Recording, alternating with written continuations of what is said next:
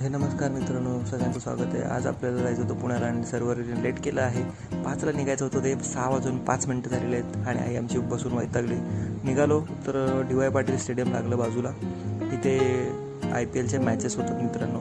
आणि त्यानंतर मित्रांनो लागलो एक्सप्रेस हायवेला. आज एक नवीन लाईन बघितली मी की इथे फास्टॅगसाठी अगदी काही सेकंदातच बाहेर पडलो आणि आलो लगेच पेटपूजा करायला HP petrol pump express highway. त्यानंतर पोचलो मित्रांनो जिथे कार्यक्रम होता, तिथे जानकी निवास म्हणून आमच्या ताईंनी घर घेतलं. वास्तुशांत होती आणि मग काय चिल्लर गँगची नुसती धमाल चालू होती तिथे. आईस्क्रीमवरती ताव मारत होते सगळे.